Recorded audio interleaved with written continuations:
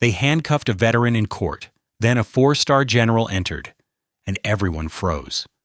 He stood alone, shackled, humiliated, labeled a criminal for trying to protect the only thing he had left, his grandfather's farm.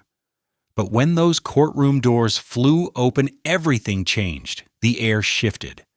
A decorated general marched in, eyes locked on the man in chains. What happened next made the judge pale and left the entire courtroom breathless, because this wasn't just any veteran. And this trial? It was never about just land. Why was he really arrested? What secret power did that land hold?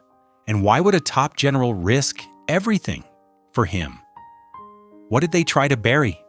And who's about to dig it all up? Before we dive into today's story, I'd love to know where you are watching from. Seeing your comments really reminds me why I do this every day. Leonardo Holloway stood at his weathered kitchen table, his calloused hands trembling as he held the official-looking envelope. The morning sun streamed through the dusty windows of his grandfather's farmhouse, highlighting the worn edges of the furniture and the faded photographs on the walls. With a deep breath, he opened the letter, his military training doing little to prepare him for the words that jumped off the page: notice of eviction. His prosthetic leg ached as he lowered himself into a chair, the familiar discomfort a constant reminder of his sacrifice in Iraq. The 200-acre farm stretched out before him through the window, the land his grandfather had worked for 40 years, now threatened by unpaid property taxes he couldn't afford. Leonardo pushed himself up, grabbing his grandfather's old cane for extra support. The morning chores wouldn't wait, regardless of the bad news. He made his way across the creaking porch, each step accompanied by the subtle mechanical sounds of his prosthetic leg. The barn door protested as he pushed it open, revealing the daily tasks that seemed to multiply with each passing week. "One thing at a time, soldier," he muttered to himself, a habit from his military days. He began mending a broken fence post, his hands working methodically while his mind raced with calculations. The property taxes had grown beyond his means, and his veteran's disability payments barely covered his basic needs. The sound of tires on gravel pulled his attention away from his work. A sleek black luxury car seemed out of place against the backdrop of his modest farm. Leonardo straightened his posture instinctively, years of military discipline kicking in as a man in an expensive suit stepped out of the vehicle. "Mr. Holloway?" The man's voice carried a note of practiced charm. "Preston Blackwood, Blackwood Development." He extended a manicured hand, barely concealing his distaste for the dirt and wear on Leonardo's work gloves. Leonardo wiped his hands on his jeans before shaking Blackwood's hand. "What can I do for you, Mr. Blackwood?" "I'll be direct," Blackwood said, his eyes scanning the property with poorly disguised eagerness. "I'm interested in purchasing your land. I understand you're facing some financial difficulties." Leonardo's jaw tightened. News travels fast. "Small community." Blackwood smiled, though it didn't reach his eyes. "I'm prepared to offer you $50,000 for the entire property. It's more than fair for worthless farmland." Leonardo's good leg almost buckled under him. The amount wasn't even close to the property's real value, even without considering its sentimental worth. "Worthless?" he repeated, thinking of the countless hours his grandfather had invested in every acre. "Let's be realistic," Blackwood continued, his tone becoming condescending. "The buildings need extensive repairs, the equipment is outdated, and frankly, in your condition—" His eyes flickered to Leonardo's prosthetic leg. "Managing a property of this size alone isn't sustainable." The words stung, but Leonardo's military bearing didn't waver. He thought of his grandfather's weathered hands, teaching him about the land, the pride in his eyes when Leonardo had promised to keep the farm in the family. "I appreciate your offer, Mr. Blackwood, but this land isn't for sale." Blackwood's pleasant facade cracked slightly. "Don't be foolish, Mr. Holloway. You can't maintain this place on a veteran's pension. The taxes alone will bury you." "Then I'll be buried on my own land," Leonardo replied firmly, his voice carrying the same resolve that had earned him his medals in Iraq. Pride is expensive, Blackwood said, his smile now completely gone, especially for someone in your position. Think about it. $50,000 could give you a fresh start. Leonardo took a step forward, standing tall despite his prosthetic leg. Mr. Blackwood, my grandfather taught me that a man's word is his bond. I promised him I'd keep this farm in the family, and that's exactly what I plan to do. Promises to dead men don't pay property taxes, Blackwood snapped, his true nature showing through his polished exterior. He reached into his jacket and pulled out a business card. When reality sets in, give me a call. But don't wait too long. My offer won't last forever. Leonardo watched as Blackwood returned to his expensive car, the vehicle's pristine finish now dusty from the farm's driveway. As the car disappeared down the road, he looked down at the business card in his hand, then at the expanse of land around him. The property taxes were crushing, and the maintenance costs kept mounting, but something about Blackwood's offer felt wrong. His grandfather had always said that people who undervalue things usually know their true worth. Leonardo limped back to the fence post he'd been repairing, his mind working through the puzzle. Why would a wealthy developer be interested in worthless farmland? And how had he known about the tax situation so quickly? The afternoon sun beat down as Leonardo continued his work, his determination growing with each passing moment. He might be struggling, but he wasn't beaten. Whatever Blackwood's true motives were, Leonardo had faced worse odds in Iraq.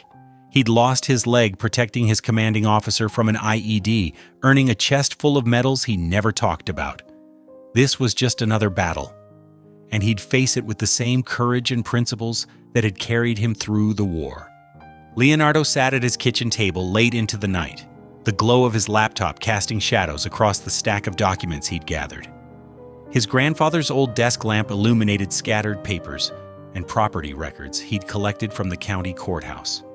Something about Blackwood's dismissive offer and inside knowledge of his tax situation hadn't sat right with him. Cross Creek Farm, foreclosed last spring, he muttered, noting down another veteran-owned property. Bought by Valley View Holdings 2 weeks later. His eyes narrowed as he recognized the pattern. Valley View Holdings, just one of 5 different company names that all led back to Preston Blackwood. The screen flickered as Leonardo opened another tab, revealing a local news article about a proposed development project. His heart sank as he read about the planned economic revitalization that would require extensive use of eminent domain. The map showed a massive industrial complex, and his farm sat right in the middle of it. His prosthetic leg cramped from sitting too long, but Leonardo pushed through the discomfort. 20 years of military discipline had taught him to focus through pain. He reached for his phone and dialed a number he'd written down earlier. "Hello, Mrs. Martinez?" he said when a tired voice answered. "This is Leonardo Holloway. I'm sorry to call so late, but I needed to ask you about how you lost your husband's farm." The woman's voice trembled as she spoke. "They said the property taxes had doubled. We couldn't understand how. Miguel had just paid them before he passed. Then that developer showed up, offering to buy the land for pennies. When we refused..." She paused, collecting herself. "3 months later, we were evicted. They said we owed back taxes we never knew about." Leonardo's jaw clenched as he made another note. The Martinez family's story matched 5 others he'd uncovered. All veteran families, all losing their land through suddenly inflated tax assessments, all ending up in Blackwood's possession. The next morning, Leonardo drove his grandfather's old pickup truck to the county courthouse. His prosthetic leg made climbing the stone steps challenging, but determination pushed him forward. Inside, he requested more property records, watching carefully as the clerk accessed the database. "That's strange," the young clerk muttered, frowning at her screen. "These assessment records show multiple revisions, all authorized by..." She stopped suddenly, glancing around nervously. "I'm sorry, sir. I can't discuss this further." But Leonardo had seen enough. The clerk's reaction confirmed his suspicions about the county assessor's office. He spent the next 3 hours in the public records room, methodically documenting every property transaction involving Blackwood's companies. The pattern was undeniable. In the past 18 months, 15 veteran-owned properties had been lost to suspicious tax foreclosures. Each case followed the same timeline: unexpected tax increases, quick foreclosure proceedings, and immediate purchase by one of Blackwood's shell companies. Leonardo's hands shook with anger as he copied another document. Staff Sergeant Mike Wilson's widow had lost their family farm just 2 months after his funeral. The Ramirez family, with 3 generations of military service, had been evicted while their son was still deployed overseas. Each story hit him like a physical blow. Back in his truck, Leonardo pulled out his phone and called James Cooper, a local reporter he'd known since high school. "James, I need you to look at something," he said, his voice tight with controlled emotion. "I've uncovered what looks like systematic fraud targeting veteran families." "That's a serious accusation, Leo," James replied. "What kind of evidence are you talking about?"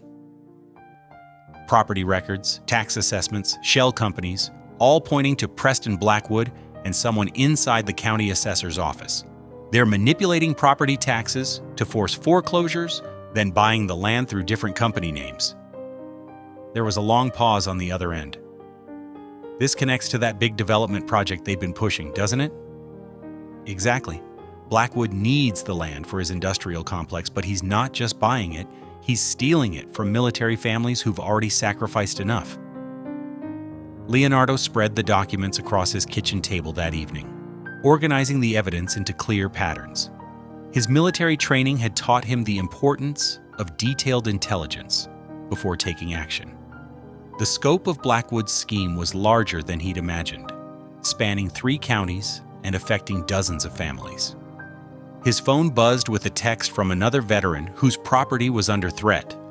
More families were reaching out as word spread about his investigation. What had started as a fight to save his grandfather's farm had evolved into something much bigger, a mission to expose corruption and protect fellow veterans from systematic exploitation. Leonardo looked up at the photo of his grandfather on the wall, then down at his prosthetic leg, both reminders of different kinds of sacrifice. He'd lost his leg protecting his commanding officer from an IED. Now he had a chance to protect more of his military family from a different kind of attack. He reached for his phone again, this time calling a veterans advocacy group he'd discovered during his research. "This is Staff Sergeant Leonardo Holloway," he said when they answered. "I need to report widespread fraud targeting veteran property owners, and I have the evidence to prove it." The setting sun cast long shadows across the farm as Leonardo organized his findings. Each document represented a family's loss, a veteran's betrayed trust. His grandfather had taught him that land wasn't just property, it was legacy, history, and home. Blackwood wasn't just taking farms, he was stealing memories, heritage, and the future these families had fought to protect. The weight of his discovery settled on his shoulders, like familiar body armor. This wasn't just his fight anymore. It was a mission of justice for every veteran who'd been targeted, every family that had lost their land to fraud. Leonardo straightened his spine, military bearing automatic even alone in his kitchen. The evidence was clear, the enemy identified. Now it was time to plan his counterattack. The town hall's fluorescent lights buzzed overhead as Leonardo adjusted his tie, surrounded by familiar faces from his research. The Martinez family sat 2 rows ahead, Mrs. Martinez clutching a photo of their lost farm. The Wilsons, the Ramirez family, and other veterans filled the wooden benches, their presence a silent testimony to Blackwood's deception. Preston Blackwood stood at the podium, his expensive suit and practiced smile a stark contrast to the working-class audience. Behind him, a sleek presentation displayed artistic renderings of his proposed industrial complex. "This development project represents a $25 million investment in our community," Blackwood announced, his voice smooth as polished marble. "We've acquired most of the necessary properties through completely legitimate means, with full cooperation from the landowners." Leonardo's jaw tightened as he watched Mrs. Martinez wipe away tears. His prosthetic leg ached from sitting too long, but he remained straight-backed, his military bearing unchanged by discomfort. The land values in question were fairly assessed, Blackwood continued, gesturing to a chart. These properties have been underutilized for years. Our project will create hundreds of jobs and boost the local economy. Leonardo looked down at the folder in his lap, filled with evidence of manipulated tax assessments and forged documents. His hands stayed steady as he waited for the right moment. "Are there any questions from the public?" the council chairman asked, already starting to shuffle his papers as if ready to conclude. Leonardo stood, his movement deliberate and controlled. The metal of his prosthetic leg clicked against the floor as he walked to the microphone. "Staff Sergeant Leonardo Holloway," he introduced himself, voice clear and commanding. "I have evidence that Mr. Blackwood's land acquisitions involved systematic fraud targeting veteran families." A murmur rippled through the crowd. Blackwood's smile flickered for just a moment before returning, more condescending than ever. "These documents show a pattern of manipulated tax assessments," Leonardo continued, holding up his folder. 15 veteran-owned properties were seized through suspicious foreclosures in the past 18 months.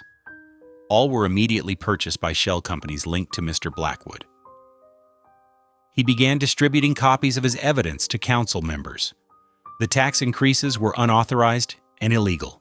Someone in the county assessor's office has been falsifying records to force these foreclosures. "Now see here," Councilman Peters interrupted, his face reddening. "These are serious accusations without proper evidence?" Leonardo cut in, his military training evident in his precise tone. "Every transaction is documented. Every shell company traces back to Blackwood Development Corporation. Every affected family in this room can testify to the pattern of harassment and fraud." Blackwood stepped forward, his charm hardening into something colder. "Mr. Holloway, these conspiracy theories are beneath this council's dignity. We have followed every legal requirement." "Staff Sergeant," Leonardo corrected firmly, "and this is no conspiracy theory. Mrs. Martinez, would you please stand?"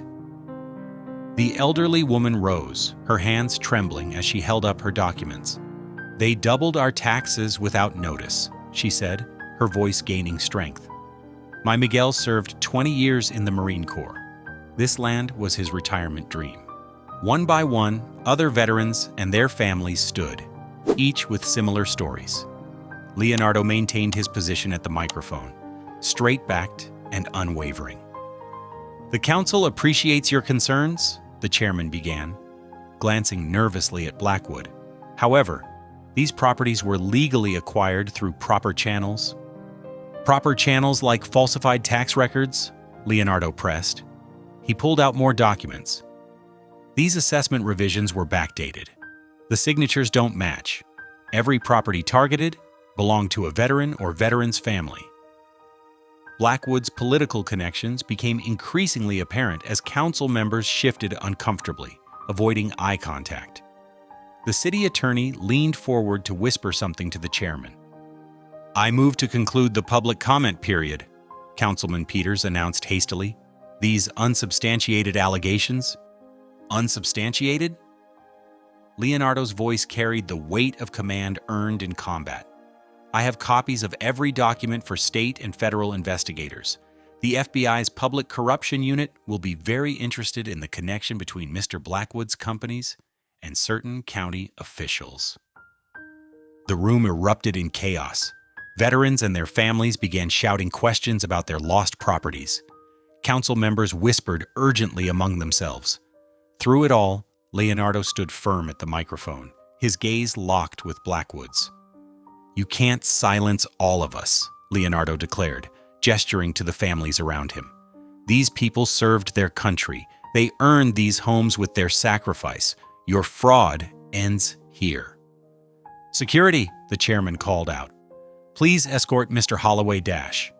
"Staff Sergeant Holloway," several veterans in the crowd corrected in unison. "I'll leave," Leonardo said calmly, gathering his documents. "But this evidence isn't going away. Neither are we." He turned to face the assembled families. "We faced this together, just like we faced everything else." The security guards approached uncertainly, visibly uncomfortable with confronting a combat veteran surrounded by other military families. Leonardo spared one last look at Blackwood, whose composed facade had cracked to reveal genuine concern. "Meeting adjourned," the chairman announced hastily, pounding his gavel as the room descended into further chaos.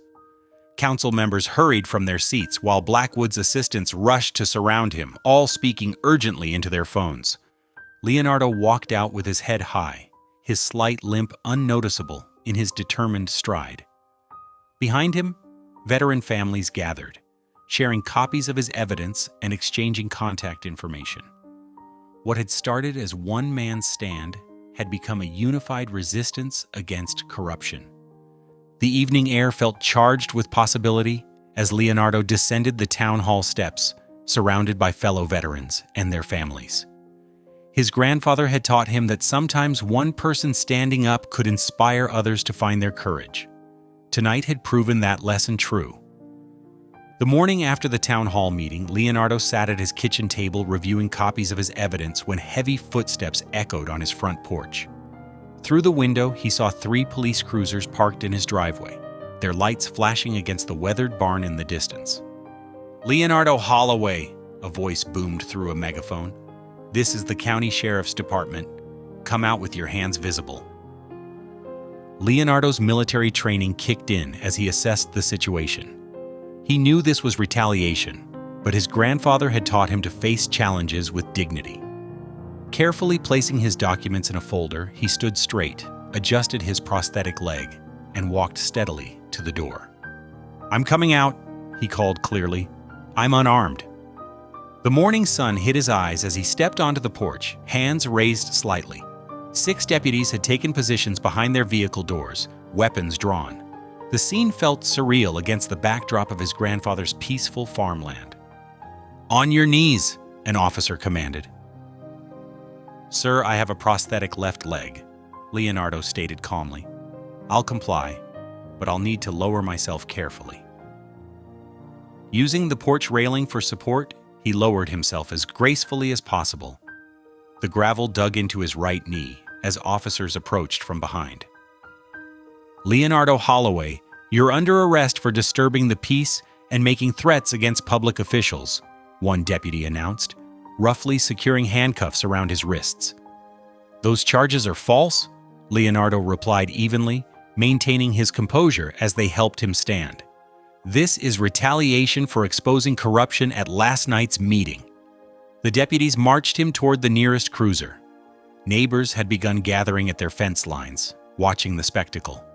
Leonardo held his head high, refusing to show shame for standing up to injustice. At the county courthouse, Leonardo was led into Judge Hamilton's chambers rather than a regular courtroom. The judge sat behind his massive desk, his thinning gray hair catching the morning light. His judicial robe seemed to weigh heavily on his shoulders as he shuffled papers, avoiding Leonardo's direct gaze.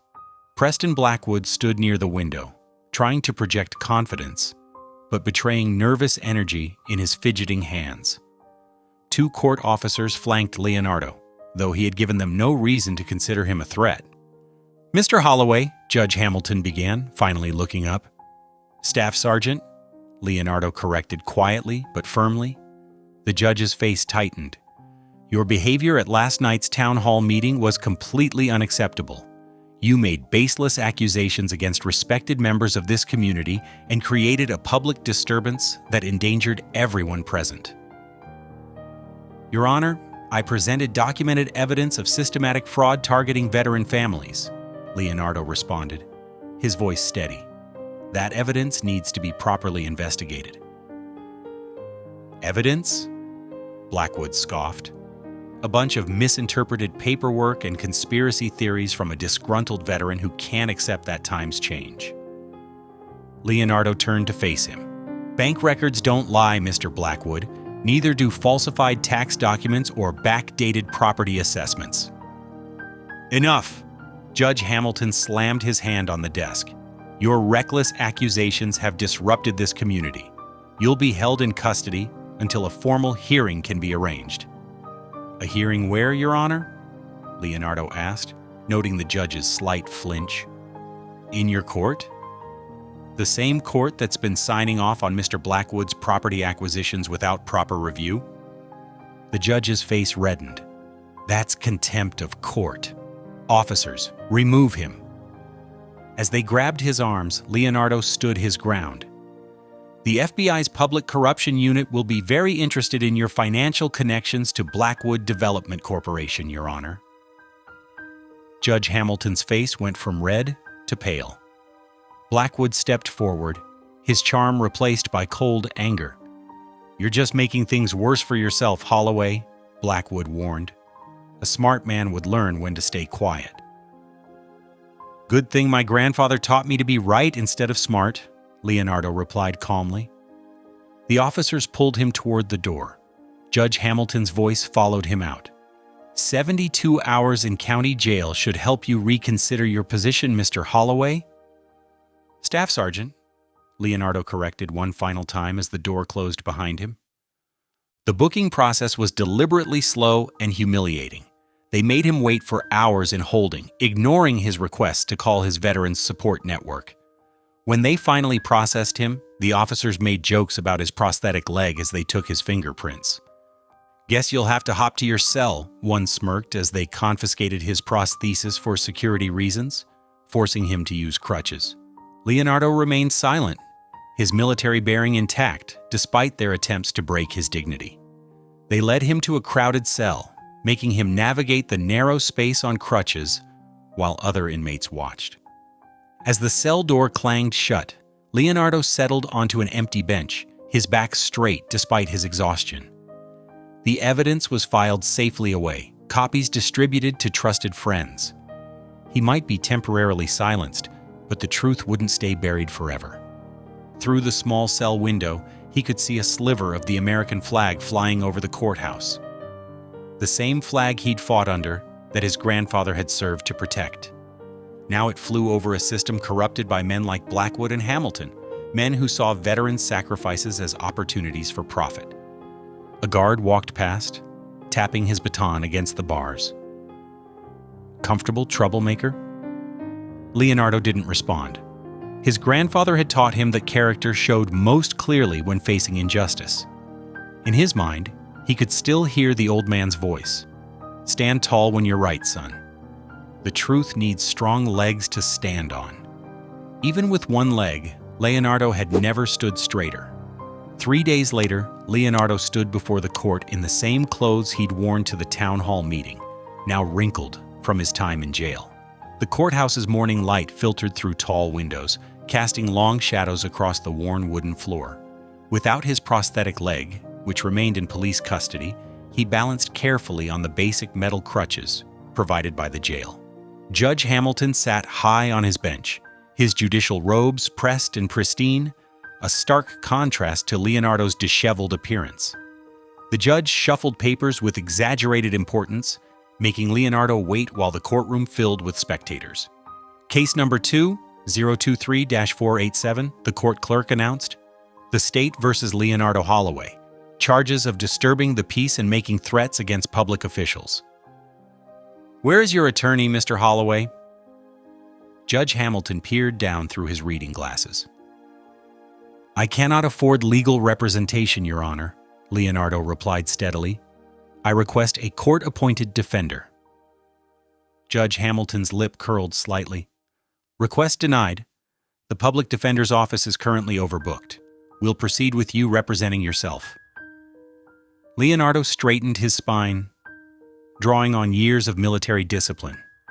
"Your Honor, I believe that violates my constitutional right to counsel."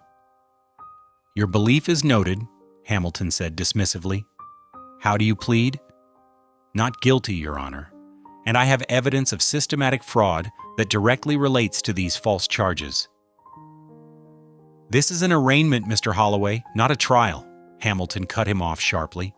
"We're here to address the charges and set bail, nothing more." Leonardo gripped his crutches tighter. "Then I would like to address the matter of bail, Your Honor. I have strong ties to this community through my grandfather's farm. The same property you're about to lose for tax delinquency? Hamilton interrupted again, shuffling through papers. Hardly a stabilizing factor. I served my country honorably for 12 years, Your Honor, Leonardo persisted. My military service record shows someone with combat training making threats against public officials, Hamilton completed, his voice hard. The state considers you a flight risk. Leonardo's jaw tightened. Sir, I lost my leg defending American values? I'm not running from anything. Your military service does not place you above the law, Mr. Holloway, Hamilton declared, though his eyes flickered away from Leonardo's steady gaze. Given the serious nature of these charges and your lack of current employment or stable residence, bail is denied. A murmur ran through the courtroom. Leonardo noticed Preston Blackwood sitting in the back row, a satisfied smirk on his face. Your Honor, Leonardo tried one more time. I have documented evidence showing these charges are retaliatory. Mr. Blackwood and certain members of this court have been systematically targeting veteran-owned properties. Bailiff, Hamilton barked, the defendant is becoming disruptive. Please secure him. Two court officers approached with shackles. Leonardo remained perfectly still as they chained his hands and his remaining ankle, his military bearing unwavering despite the deliberate humiliation. Due to the defendant's continued disruptive behavior, Hamilton announced, he will remain in custody until trial. Date to be set within 30 days. Your Honor, Leonardo spoke clearly despite the chains, I request my prosthetic leg be returned. It's necessary for basic mobility and dignity. Hamilton made a show of considering the request.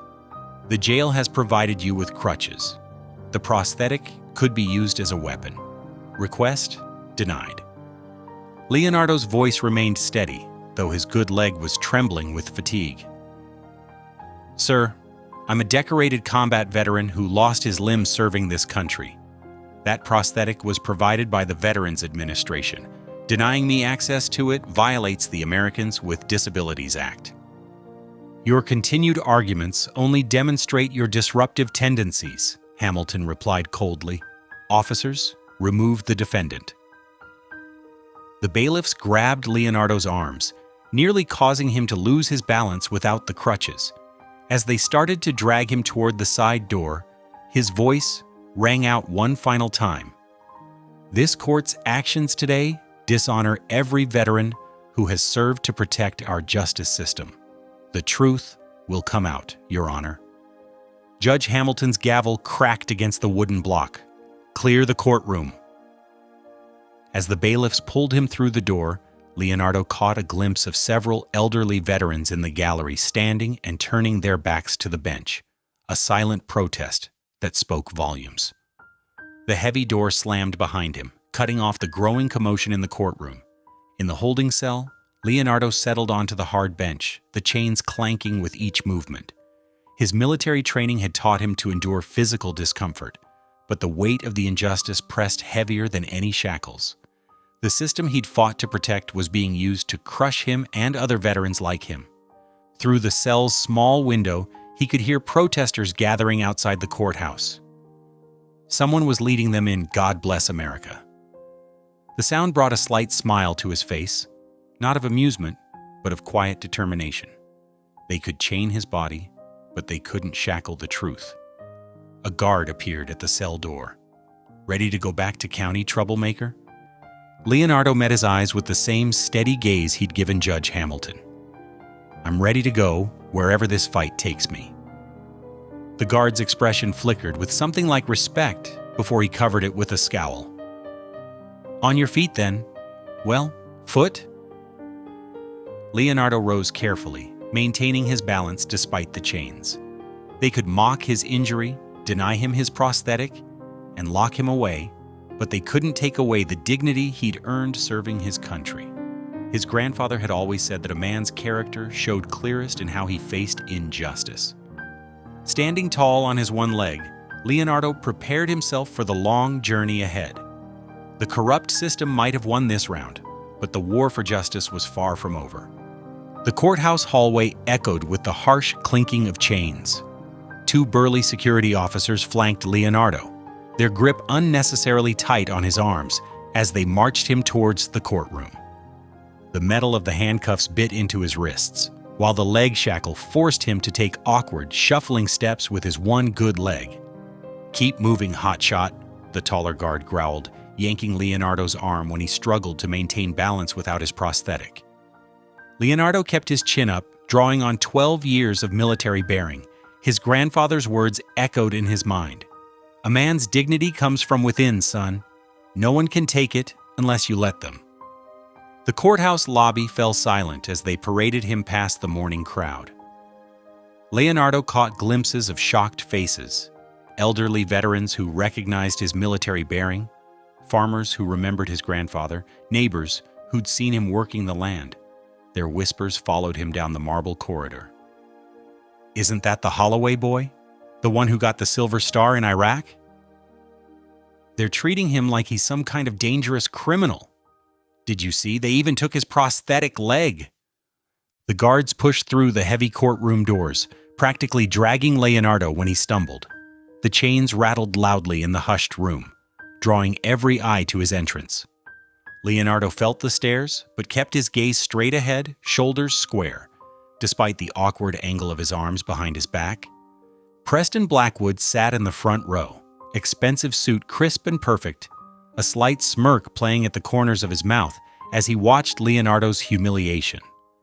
Next to him, the county assessor quickly looked away, unable to meet Leonardo's steady gaze. "Defendant Leonardo Holloway," the bailiff announced, his voice carrying unnecessary volume. "Approach the bench." The guards propelled Leonardo forward. Without his prosthetic leg, each step was a challenge.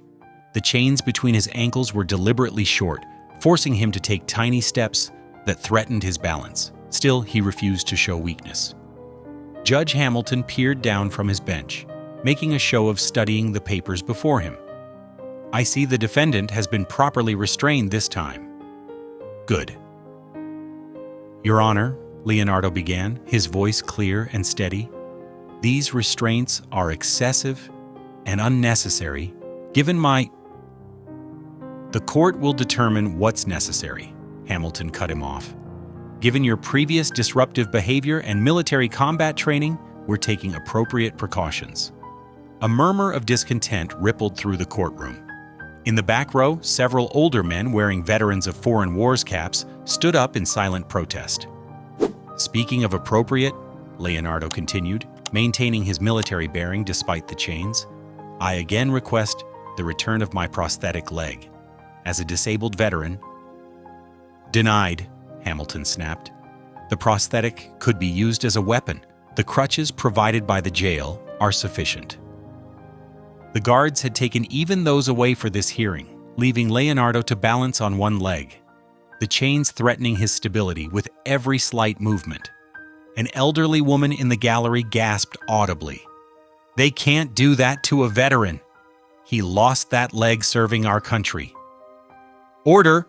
Hamilton barked, banging his gavel. "One more outburst and I'll clear this courtroom." Leonardo stood straighter, if possible. The physical discomfort was nothing compared to what he'd endured in Iraq, but the deliberate stripping of his dignity, that cut deep.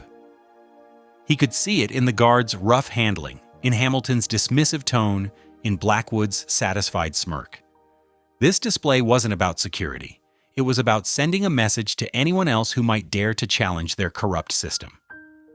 "Let the record show," Leonardo spoke clearly, his military training evident in every measured word, "that these excessive restraints and the denial of my prosthetic limb appear to be retaliatory measures, not legitimate security concerns." "Let the record show," Hamilton shot back, "that the defendant continues to display a lack of proper respect for this court." The taller guard yanked Leonardo's arms, making the chains rattle. "Show some respect when you address the judge, soldier boy." Leonardo didn't flinch. His voice remained steady. "With all due respect, Your Honor, I've shown nothing but respect for the law. What I won't respect is corruption wearing the robes of justice. The courtroom tensed. Even the court reporter's fingers froze above her keyboard. Hamilton's face reddened as he leaned forward. "One more word, Mr. Holloway, and I'll have you gagged as well as shackled." In the gallery, more veterans stood silently. The sight of a decorated soldier being treated like a dangerous criminal was stirring something in the courtroom, a growing current of anger and shame. Leonardo remained silent now, but his posture spoke volumes. Despite the chains, despite the missing leg, despite every attempt to diminish him, he stood with the same dignity and bearing that had earned him the Silver Star. His grandfather would have been proud. The guards shifted uncomfortably, their earlier bravado fading as they felt the mood of the room turn. Even Blackwood's smirk had slipped slightly, replaced by a flash of uncertainty as he watched his attempt at public humiliation backfire. "Remove the defendant," Hamilton ordered, unable to meet Leonardo's unwavering gaze. "Return him to his cell until he learns proper courtroom behavior." As the guards began to pull him toward the door, Leonardo's voice rang out one final time, clear and controlled. "I learned proper behavior serving my country, Your Honor. Perhaps it's time this court remembered what it's supposed to be serving?" The chains rattled with each painful step as they led him away, but Leonardo never stumbled, never lowered his head. The gallery remained standing. Veterans, farmers, neighbors, watching in silent witness as the system they trusted revealed its true nature through the treatment of one of their own. The heavy oak doors of the courtroom burst open with military precision. The commanding figure of four-star General Patricia Morrison filled the doorway, her pristine dress uniform adorned with ribbons and medals that spoke of decades of distinguished service. The Medal of Honor, America's highest military decoration, held pride of place on her chest.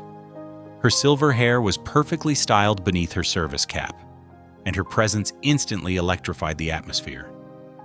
The transformation in the courtroom was immediate and absolute. The bailiffs who had been manhandling Leonardo froze mid-motion, their hands dropping from his arms as if burned. Throughout the gallery, backs straightened instinctively, heads snapped forward, and a reverent hush fell over the room. The veterans who had been standing in protest now stood even straighter, their bodies automatically responding to the presence of such high-ranking military authority. Judge Hamilton's face drained of all color as he recognized the 4 stars on Morrison's shoulder boards. His mouth opened and closed without sound, the gavel in his hand forgotten. Even Preston Blackwood, who had been smirking moments before, shrank back in his expensive suit, suddenly looking much smaller. Only Leonardo remained unchanged, though a slight smile touched his lips as he recognized the woman who had once been his commanding officer. Their eyes met across the courtroom, and volumes of shared history passed between them in that single glance. General Morrison's boot heels clicked sharply against the marble floor as she strode down the center aisle. Each step echoed with authority, her bearing that of someone accustomed to commanding thousands. She stopped directly before the bench, removing her cap with precise movements. "Your Honor," she spoke, her voice clear and brooking no argument, "I am General Patricia Morrison, United States Army, currently serving as Director of the Pentagon's Critical Minerals Security Initiative. I'm here regarding Staff Sergeant Leonardo Holloway and the matter of his property." Judge Hamilton swallowed hard, his earlier arrogance evaporating under the general's steady gaze. "General Morrison, this is highly irregular. We're in the middle of—" "What's irregular," Morrison cut him off, "is seeing a decorated combat veteran shackled like a common criminal in an American courtroom." Her eyes flicked to the chains binding Leonardo, then back to the judge. "A veteran, I might add, who saved my life in Iraq at the cost of his own leg." A collective gasp went through the gallery. The bailiffs looked down at their shoes, shame coloring their faces as they stood near Leonardo, the chains they had so roughly fastened now seeming to burn their consciences. "Remove those restraints," Morrison ordered, her tone making it clear this was not a request. "Now." The bailiffs scrambled to comply, fumbling with their keys in their haste to unlock the shackles. As the chains fell away, Leonardo maintained his dignified bearing, though he swayed slightly on his single leg. "And return Staff Sergeant Holloway's prosthetic immediately," Morrison added, her voice sharp enough to cut steel. Judge Hamilton attempted to reassert his authority. "General, while we respect your service, this court," Morrison interrupted, "is about to become the subject of a federal investigation into systematic fraud targeting veteran landowners." She reached into her uniform pocket and withdrew a folded document. "This order, signed by the Attorney General of the United States, authorizes the immediate suspension of these proceedings, pending a full federal inquiry." Preston Blackwood shot to his feet. "You can't do this! I have rights!" Morrison's head turned slowly toward him, her gaze as hard as battlefield steel. "Mr. Blackwood, I suggest you sit down and contact your lawyer. The FBI's Financial Crimes Unit is particularly interested in your shell companies and their connection to certain foreign interests attempting to control strategic mineral deposits." Blackwood collapsed back into his seat, his face ashen. The county assessor beside him began to quietly weep. A deputy hurried in with Leonardo's prosthetic leg. Morrison supervised as they returned it to him, her eyes softening slightly as she watched her former soldier reattach the limb with practiced movements. Once Leonardo was steady on both feet, Morrison turned back to the bench. "Judge Hamilton," she said, her voice carrying to every corner of the hushed courtroom, "I expect your full cooperation with the federal investigation team that's arriving as we speak. They'll be particularly interested in reviewing your recent property seizure rulings and financial records." Hamilton slumped in his chair, all pretense of judicial authority abandoned. I understand, General." "Staff Sergeant Holloway," Morrison addressed Leonardo directly, "you are released from custody. A full review of your grandfather's property assessment will be conducted by an independent federal panel." Leonardo straightened to attention, muscle memory taking over as he faced his former commanding officer. "Thank you, ma'am." Morrison's expression softened further, a ghost of a smile touching her lips. "You saved my life once, Leonardo. I never forgot that debt." She turned to address the entire courtroom. No veteran who served this country should ever face the loss of their property through fraud and corruption. That ends today. The gallery erupted in applause, led by the standing veterans. The sound rolled through the courtroom like thunder, drowning out Judge Hamilton's weak attempts to call for order. Blackwood and his associates tried to slip quietly toward the doors, but found their exit blocked by stern-faced federal agents who had materialized in the doorway. General Morrison stood in the center of it all, her decorated uniform and commanding presence, a physical reminder of the true meaning of authority and service. The power dynamic in the courtroom had been completely transformed. Justice restored not through the corrupt local system, but through the arrival of one woman whose stars had been earned through genuine service to her country. Leonardo stood tall beside her, finally free of the chains that had bound him, his military bearing matching that of his former commander. The shared look between them spoke of battlefields far away, of sacrifice and honor, and of debts that ran deeper than any courthouse proceeding could measure. General Morrison turned to face the packed courtroom, her silver hair catching the afternoon light streaming through the tall windows. Her expression softened as she looked at Leonardo, who stood straight and tall despite the ordeal he had endured.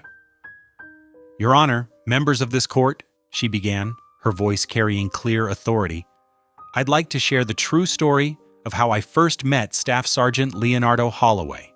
She paused, touching the Medal of Honor on her chest. "A story I've spent 5 years trying to complete." The courtroom fell silent, even the federal agents pausing in their work to listen. Judge Hamilton, his earlier arrogance completely deflated, could only nod for her to continue. It was during the Battle of Kandahar, Morrison continued. I was commanding a convoy through what we thought was a secured sector. The intelligence was wrong. Her eyes grew distant with the memory. We hit an improvised explosive device. The blast flipped our Humvee and I was knocked unconscious. Leonardo shifted slightly, his prosthetic leg catching the light. Morrison's eyes fixed on it before she continued. What happened next? I learned from my surviving team members. The entire convoy was under heavy fire. The Humvee I was in had caught fire and nobody could reach it through the barrage. Her voice grew thick with emotion. Nobody except one soldier who ignored direct orders to stay in cover. She turned to face Leonardo directly. This man, who I didn't even know at the time, ran through a hail of bullets. He pulled me out through the burning wreckage, shielding my body with his own as shrapnel from a second explosion tore through the air. Gasps echoed through the courtroom. The bailiffs who had so roughly handled Leonardo earlier now looked at the floor, unable to meet his eyes. The shrapnel that should have killed me hit him instead, Morrison said, her voice cracking slightly. It nearly severed his left leg, but even then, he didn't let go. He dragged me 50 yards to safety before collapsing from blood loss. Leonardo remained at attention, his face stoic, but his eyes revealed the weight of those memories. When I woke up in the field hospital 3 days later, Morrison continued, I asked about the soldier who saved me. But he had already been evacuated to Germany for emergency surgery. She stepped closer to Leonardo. By the time I tracked down his hospital records, he had checked himself out against medical advice and disappeared. All I had was a name, Leonardo Holloway. She reached into her uniform pocket and withdrew a worn photograph. This was taken by one of my team members just after the rescue. It's the only image I had of the man who saved my life. She held it up, showing a younger Leonardo, his uniform covered in blood and soot, being loaded onto a medical evacuation helicopter. For 5 years I've been searching for my ghost soldier, Morrison said, her voice carrying to every corner of the silent courtroom. I've had teams tracking down every Leonardo Holloway in the country, but he never sought recognition, never filed for the medals he earned that day, never even claimed the full medical benefits he was entitled to. Judge Hamilton shifted uncomfortably in his seat as Morrison turned her attention back to him. And today, I finally found him, not through my search teams or military databases, but because I saw his name in a report about veterans being systematically defrauded of their property. The shame in the courtroom was palpable. Several members of the gallery were openly weeping. Even Preston Blackwood, despite his earlier arrogance, couldn't meet anyone's eyes. The man you had shackled like a common criminal, Morrison continued, her voice hardening, is the same soldier who earned the right to every medal on my chest that day. His actions saved not just my life, but the entire convoy. The intelligence we were carrying helped turn the tide of that battle. She stepped forward and placed the photograph on the judge's bench. This is the true face of the man you tried to break today. A hero who never sought glory or recognition, who came home and quietly tried to preserve his grandfather's legacy, asking nothing from the country he sacrificed so much to serve. Leonardo finally spoke, his voice quiet but firm. General Morrison, ma'am, I was just doing my duty. Morrison turned to him, tears visible in her eyes despite her commanding presence. You disappeared before I could thank you, Leonardo, before I could make sure you received the recognition and care you deserved. She straightened her shoulders. I won't fail you again. The transformation in the courtroom was complete. Where minutes before Leonardo had stood as a shackled defendant, he now stood revealed as a forgotten hero. The veterans in the gallery stood at attention, offering silent salutes. The bailiffs who had handled him so roughly now stood back, their faces marked with shame and respect. Morrison's voice took on an edge of steel as she addressed the court one final time. This man's heroism saved dozens of lives that day in Kandahar. His humility led him to seek no recognition, no special treatment. And how do we repay such sacrifice? By allowing corrupt officials to steal the one thing he fought to come home to. The question hung in the air, demanding an answer that no one dared to give. The revelation of Leonardo's hidden heroism had transformed him from a troublemaker to a living testament of sacrifice and service, throwing the corruption arrayed against him into stark, shameful relief. Judge Hamilton, who had so recently lorded his authority over Leonardo, now couldn't even meet the veteran's eyes. The moral authority in the courtroom had shifted completely, resting now with the decorated general and the humble hero whose true story had finally come to light. General Morrison's demeanor shifted, her military bearing becoming even more pronounced as she moved to the center of the courtroom. She pulled a classified folder marked with the Pentagon's seal from her briefcase. "Your Honor, what I'm about to share changes the scope of this case entirely," she said, her voice carrying the weight of national authority. "As the newly appointed head of the Pentagon's Critical Minerals Security Initiative, I have information that transforms this from a local property dispute into a matter of national security." The courtroom stirred. Blackwood's confident smirk faltered for the first time. Judge Hamilton gripped his gavel tighter, his knuckles turning white. "Staff Sergeant Holloway's 200 acres," Morrison continued, "sit directly atop one of the largest lithium deposits discovered in the continental United States. Our geological surveys estimate its value at several $100 million. She placed a series of maps on the judge's bench. "This deposit is crucial for our military's battery and electronic supply chain. The Pentagon has designated it as a strategic resource vital to national security." Leonardo's eyes widened slightly. He had known his grandfather's land was valuable, but this revelation put everything in a new light. The other veterans in the gallery murmured among themselves, understanding dawning on their faces. "Mr. Blackwood," Morrison turned to face the developer, who was now visibly sweating, "didn't stumble upon this property by accident. Our investigation reveals he's been using illegally obtained geological survey data to target specific veteran-owned properties across 3 counties. She produced another document, data that was only available through classified Pentagon channels. The general's voice hardened.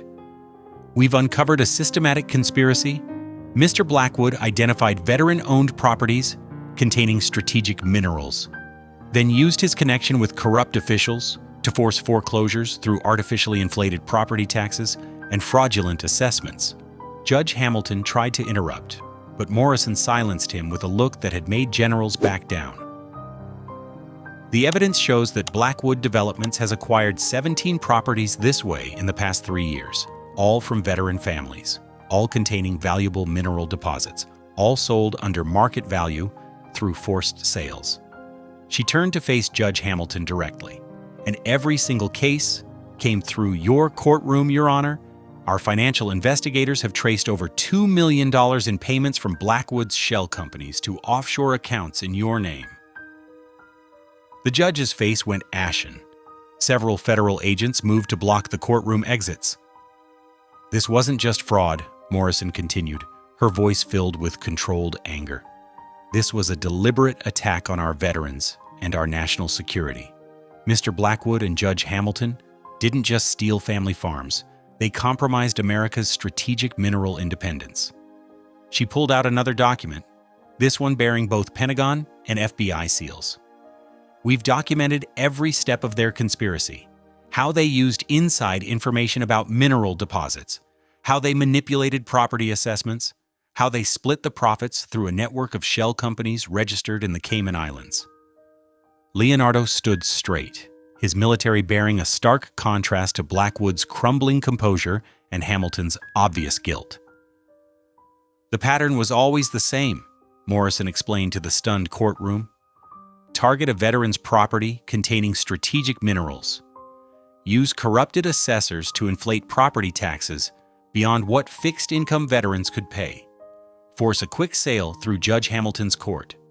Transfer the property to one of Blackwood's companies at a fraction of its real value. Split the profits when the minerals were sold to foreign buyers." She placed a final document on the bench. This isn't just about Staff Sergeant Holloway's farm anymore.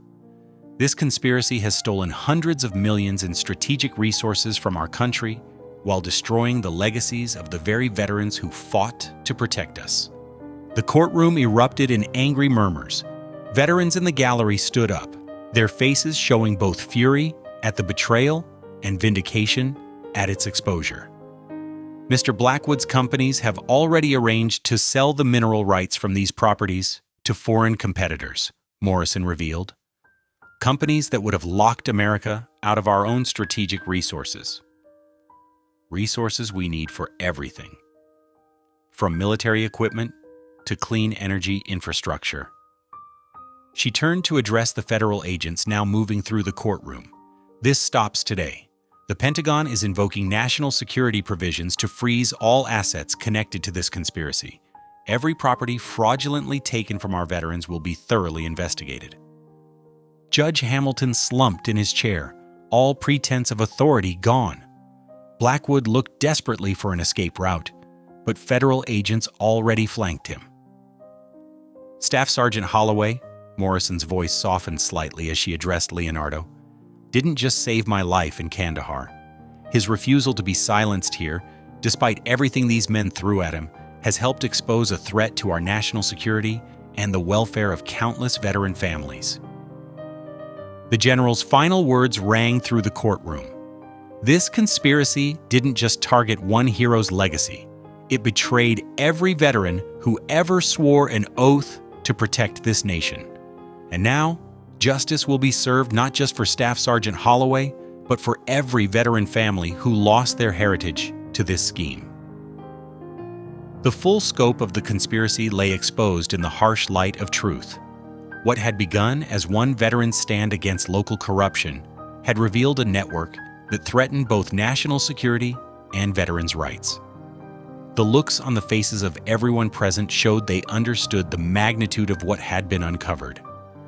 General Morrison's commanding voice cut through the chaos. Remove those shackles from Staff Sergeant Holloway immediately. This farce of a hearing is over. Before any courthouse officials could comply, 3 men in dark suits burst through the courtroom doors. They wore badges that proclaimed them federal marshals, but Morrison's eyes narrowed as she studied their approach. 25 years of military experience had taught her to spot irregularities, and these men moved wrong.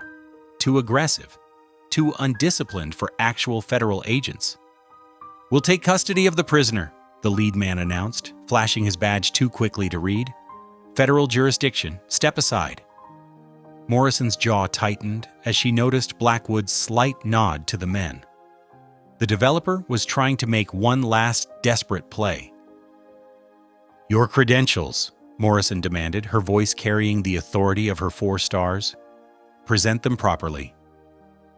Instead of complying, the fake marshals moved with practiced coordination. 2 of them grabbed Leonardo's arms, while the third produced a set of keys for his shackles. Their intent was clear. They meant to rush him out before anyone could stop them. "Stand down," Morrison barked, using the same tone that had commanded troops in combat zones. She stepped between Leonardo and his would-be kidnappers, her decorated uniform a physical barrier. "Those are not valid federal credentials, and you are interfering with a matter of national security." The lead kidnapper reached for Leonardo anyway. Morrison's reaction was instant, her military training taking over. She knocked his hand away with a precise strike, then used his momentum to push him back.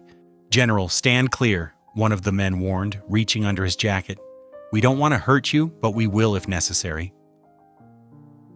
Leonardo, despite his shackles, shifted his weight to his good leg, ready to fight despite his restraints. His eyes met Morrison's, and 20 years of military service passed between them in a silent moment of understanding. They had faced worse odds in Kandahar. "You're making a serious mistake," Morrison said, her voice deadly calm. "I am a 4-star general of the United States Army, and this man is under my protection." She squared her shoulders, the rows of ribbons on her chest catching the fluorescent light. "The real federal agents are already here." As if on cue, The genuine FBI agents who had been securing the exits moved in, weapons drawn. Federal Bureau of Investigation. Everyone on the ground. The fake marshals hesitated, caught between Blackwood's desperate plan and the reality of armed federal agents. The lead kidnapper made a final grab for Leonardo, but Morrison was faster.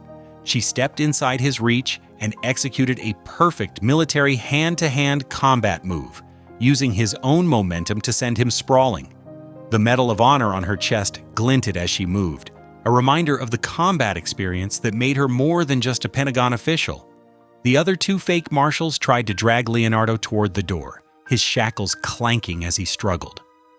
Morrison's voice cut through the chaos like a command on a battlefield. FBI, take them down. The federal agents swarmed in, their authentic badges gleaming. The fake marshals finally realized their situation was hopeless. They released Leonardo and raised their hands, but not before one of them shot a panicked look at Blackwood. Arrest those men, Morrison ordered, and add attempted kidnapping and impersonating federal officers to Mr. Blackwood's charges. She turned to the developer, who had tried to slip away in the chaos. Did you really think you could kidnap a veteran in broad daylight from a federal courthouse? Blackwood's face had lost all color. The FBI agents quickly handcuffed the fake marshals, who began immediately offering to cooperate in exchange for leniency. Morrison returned to Leonardo's side, her protective stance unwavering. Get these shackles off him, now. Her tone left no room for argument. As a court officer finally moved to unlock Leonardo's restraints, Morrison spoke quietly to him. You saved my life once, Staff Sergeant. I wasn't about to let them take you. Leonardo rubbed his wrists as the shackles fell away. Thank you, General. His voice was steady, despite everything that had just happened. But you didn't have to put yourself at risk. Morrison's expression softened slightly. We leave no one behind, Staff Sergeant. That's as true here as it was in Kandahar. She turned to survey the chaos of the courtroom, where FBI agents were now collecting badges and weapons from the fake marshals. Besides, I've been waiting 5 years to repay that life debt. The fake marshals were led away in the same shackles that had held Leonardo moments before. Blackwood was secured by FBI agents, his final desperate gambit having only succeeded in adding more charges to his growing list of crimes. Morrison stood at parade rest, watching the scene unfold. Their attempt to kidnap you only proves how desperate they were to keep this conspiracy hidden. She shook her head. But they underestimated two things: the strength of a veteran's resolve and the bonds forged in combat. Leonardo straightened to his full height, his military bearing returning now that he was free of the shackles. Despite his worn civilian clothes, he looked every inch the decorated soldier who had saved his commanding officer in Kandahar. The courtroom had fallen silent, watching as the fake marshals were led away. The other veterans in the gallery stood at attention, recognizing the power of the moment. When corruption had tried one final desperate move and been defeated by the very values it had tried to exploit. Morrison turned to address the FBI agents. I want every connection traced, find out who hired those men, who forged their credentials, and how deep this conspiracy really goes. Her voice carried the weight of Pentagon authority. Nobody threatens our veterans and gets away with it. Nobody. The situation exploded into violence with frightening speed. As the fake marshals realized their cover was blown, they abandoned all pretense of legitimacy. The lead man swung a heavy fist at Morrison, forcing her to dodge backwards. His partners drew concealed weapons. Not standard-issue law enforcement gear, but brutal street weapons. General, get clear, Leonardo shouted, struggling against his shackles. Morrison's combat training took over instantly. She blocked a second punch and countered with a precise strike to the attacker's throat, dropping him to his knees.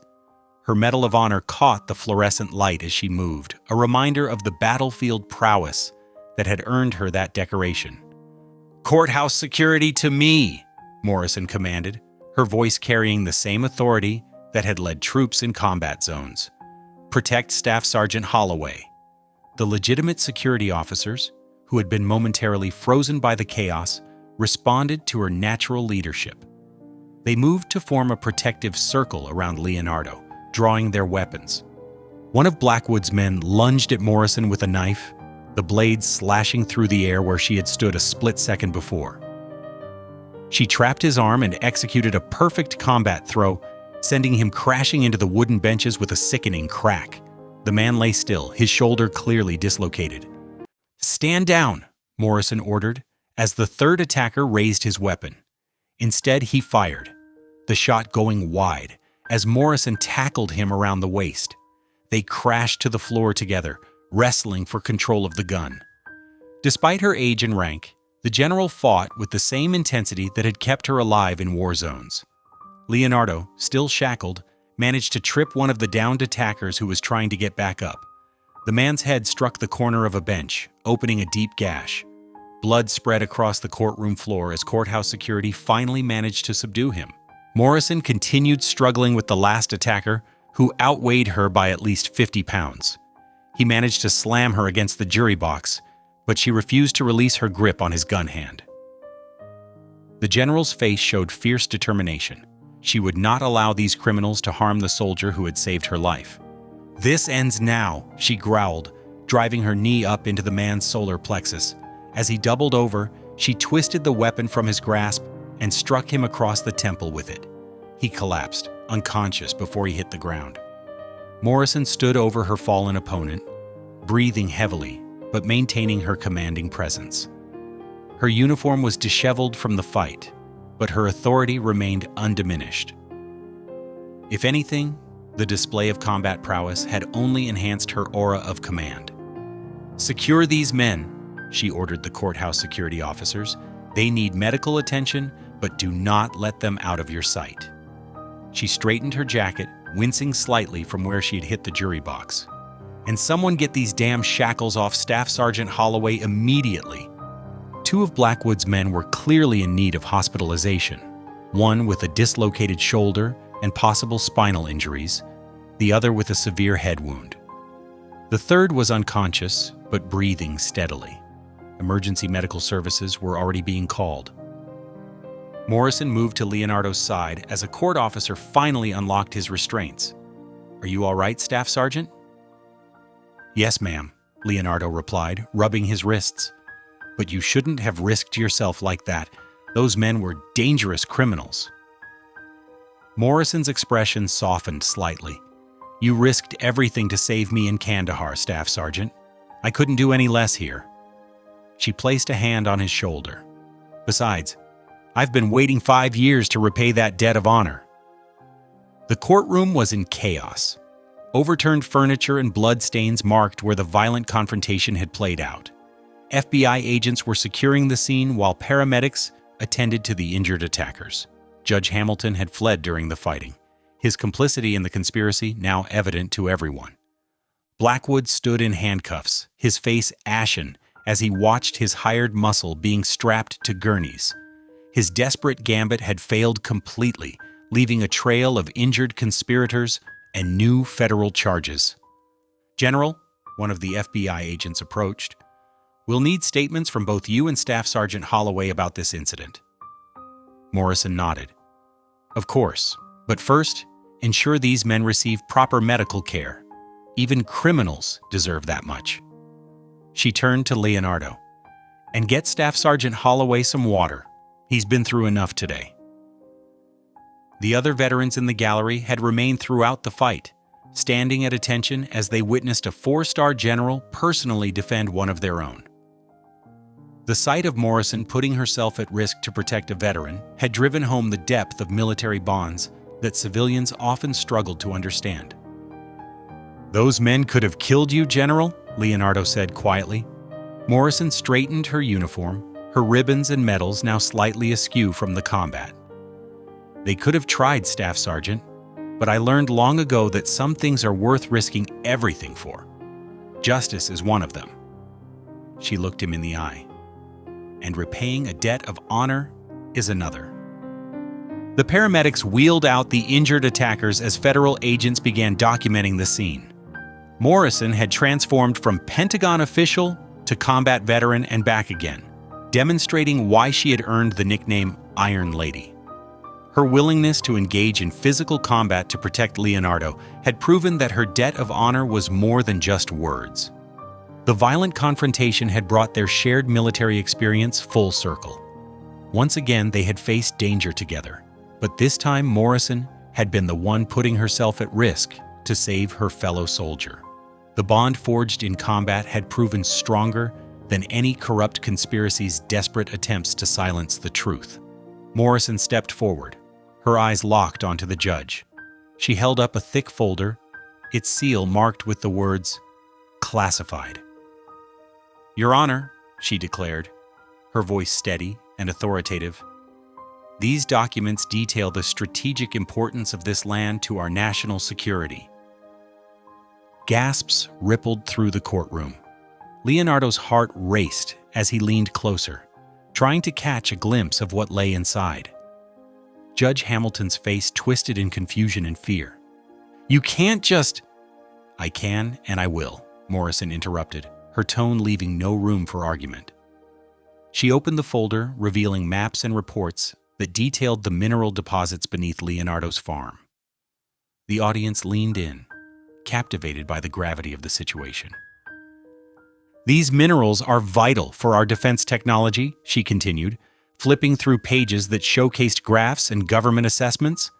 "Blackwood's scheme isn't just fraud, it threatens our national security." Leonardo felt a swell of hope as Morrison spoke. She turned her gaze to Blackwood, whose arrogant facade began to crumble under scrutiny. "You've been systematically targeting veteran-owned properties using corrupt connections," she accused, "and you've been doing it with Judge Hamilton's help." The courtroom buzzed with whispers as eyes darted between Morrison and Blackwood. The weight of her words settled heavily in the air.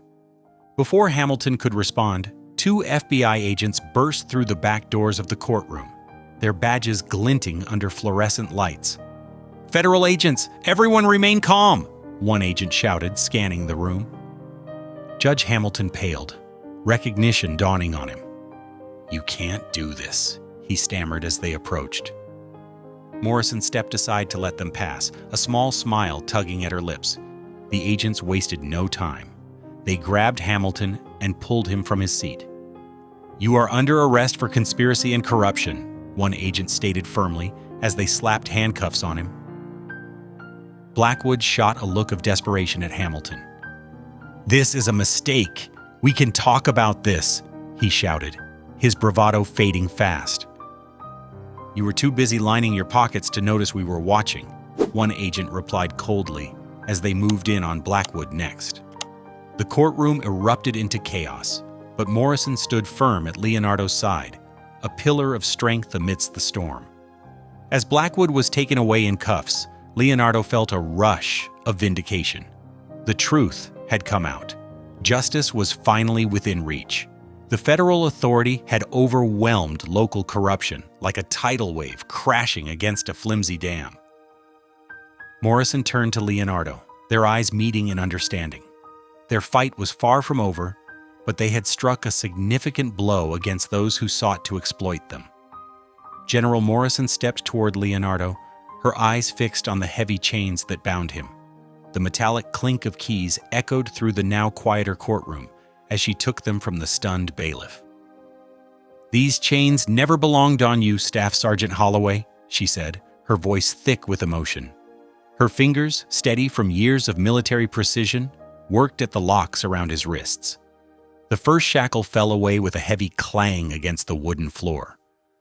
Leonardo felt his breath catch as Morrison moved to the second restraint. Her movements were deliberate, almost ceremonial, as if each lock represented another layer of injustice being stripped away. "You saved my life in Kandahar," she said softly, working on the ankle chains, "and now I've had the honor of returning that debt. But this isn't just about us anymore." The final restraint fell away, and Leonardo stood tall, rubbing his wrists where the metal had bit into his skin. He felt lighter, not just from the physical weight being lifted, but from the crushing burden of fighting alone against a corrupt system. Morrison stepped back, surveying him with pride. "Staff Sergeant, I have a proposition for you." Leonardo straightened instinctively at her tone. "Yes, ma'am?" "The Pentagon's Critical Minerals Security Initiative needs someone to head our Veteran Liaison Program," she said, her voice carrying across the hushed courtroom. "Someone who understands firsthand how these predatory schemes target our military families. Someone with the integrity and courage to stand up against corruption, no matter the cost." Leonardo's eyes widened as he processed her words. "Ma'am, are you saying—" "I'm offering you the position, Staff Sergeant," Morrison confirmed with a smile. "Your experience, your dedication to fellow veterans, and your unwavering moral compass make you the perfect candidate. We need someone who can ensure no other veteran family faces what you've endured." Leonardo stood silent for a moment, overwhelmed by the opportunity to transform his personal struggle into something greater. I'd be honored, ma'am." Morrison's expression softened, and she reached into her uniform pocket, pulling out an old, weathered photograph. "There's something else you should know, Leonardo." She handed him the black and white image. Leonardo's hands trembled slightly as he recognized his grandfather, much younger, standing proudly in his Korean War uniform. But it was the man next to him that drew his attention, another officer who bore a striking resemblance to Morrison. "That's my father," Morrison said quietly, pointing to the second man. "Lieutenant Colonel James Morrison. Your grandfather served under him during the Korean War. They were part of the same unit that held the line at the Chosin Reservoir." Leonardo traced his finger over his grandfather's young face, memories flooding back of the stories he'd heard as a child, but never fully understood. "He never told me." "Your grandfather was a hero," Morrison continued, her voice filled with respect. "He saved my father's life during a Chinese assault, carried him through 3 miles of enemy territory with a bullet in his own leg." She paused, letting out a small laugh. "Must run in the family? That same stubborn courage?" Leonardo looked up from the photograph, meeting Morrison's eyes. The connection between their families, spanning decades of military service and sacrifice, felt like a missing piece falling into place. "When I learned your name during the investigation into Blackwood's scheme, I couldn't believe the coincidence," Morrison said. 2 generations of Holloways, saving 2 generations of Morrisons. Some might call it fate. The courtroom had fallen completely silent, witnesses to this revelation of intertwined family histories built on honor, sacrifice, and duty. "Your grandfather's farm isn't just strategically important because of the minerals beneath it," Morrison continued. "It's sacred ground, bought with the blood and sacrifice of a true hero. And now you've proven yourself cut from the same cloth." Leonardo carefully handed the photograph back, but Morrison shook her head. "Keep it. Let it remind you of the legacy you're carrying forward in your new role." He tucked the precious image into his pocket, standing straighter as he felt the weight of both his grandfather's legacy and his new responsibility settle on his shoulders. "Thank you, General," he said, his voice steady despite the emotion threatening to break through. "For everything." Morrison's response was interrupted by her aide hurrying forward with urgent papers requiring her attention. The general gave Leonardo a knowing look. Their work was just beginning.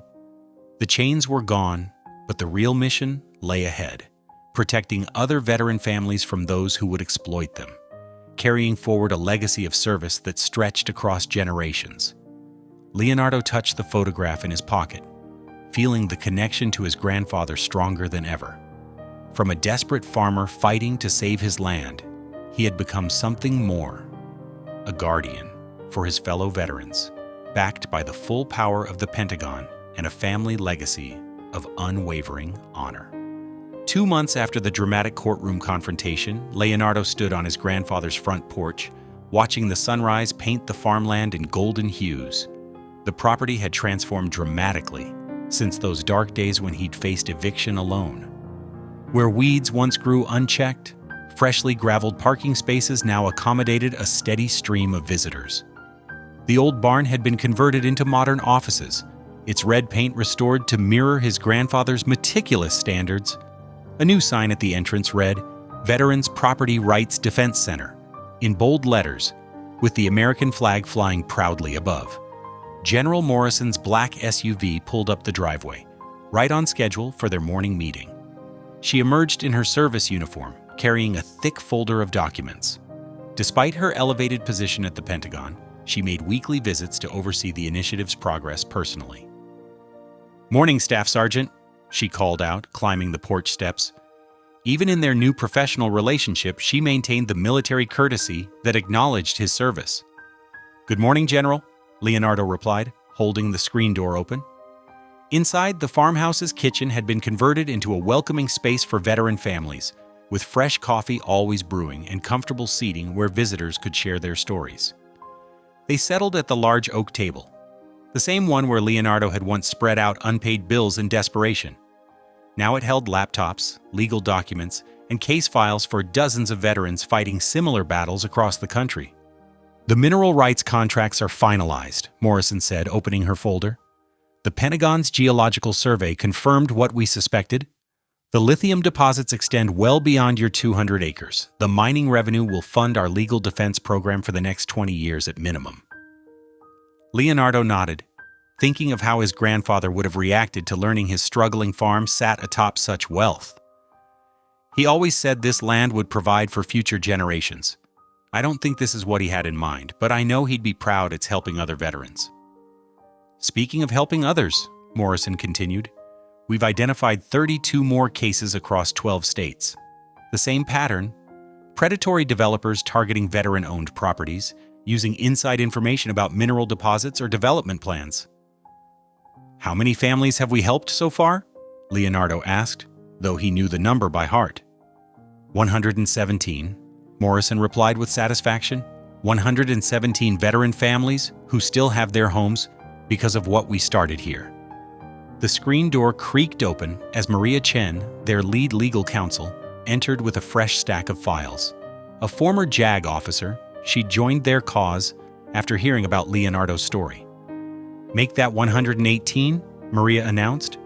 "Just got confirmation. We won the Thompson case in Oregon."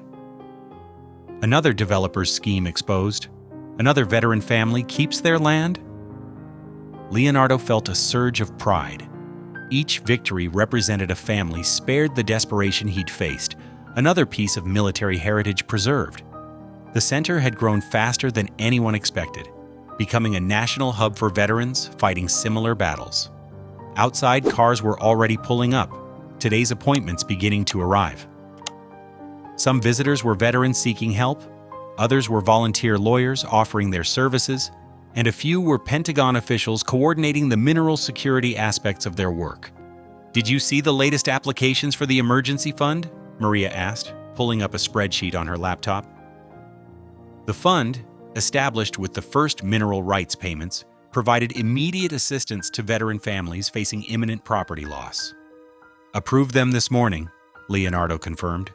5 families getting emergency property tax coverage, 2 more getting legal representation for foreclosure challenges. Morrison smiled, watching Leonardo work. His transformation from a desperate farmer to a national advocate for veteran rights had exceeded even her highest hopes. He'd maintained his military bearing but added layers of legal knowledge and administrative skill, becoming a formidable defender of veteran families. The farmhouse filled with activity as staff arrived, many of them veterans themselves, others family members of service members. The center employed dozens now, from legal experts to caseworkers to property assessors who could spot fraudulent schemes before they developed.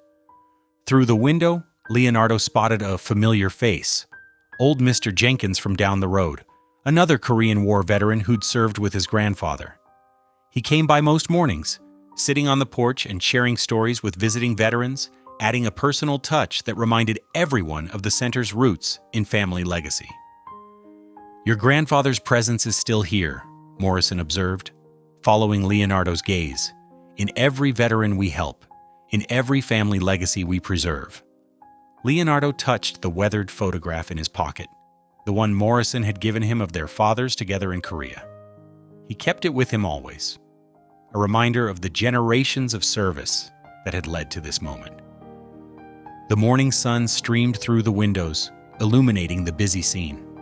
Where once there had been silence and despair, now there was purpose and hope. The farm had become exactly what both he and his grandfather had fought to protect, a place where service was honored and military families found support. A young veteran arrived, leaning on a cane, his wife supporting him as they climbed the porch steps. Leonardo recognized the look in their eyes, the same desperate determination he'd felt months ago. But now, instead of facing the fight alone, they would find an entire organization ready to stand beside them. "Shall we?" Leonardo asked Morrison, standing to greet their newest visitors. This was what the center did best, transforming individual struggles into collective victories, one veteran family at a time. Morrison nodded, gathering her files. Another day of defending veteran rights was beginning at the farm, continuing a legacy of service that now stretched far beyond its 200 acres. The land that had almost been lost to corruption had become a fortress of justice, protecting military families across the nation. If this one resonated with you, stick around. I've got another story waiting for you tomorrow, and who knows, it might be just what you needed to hear.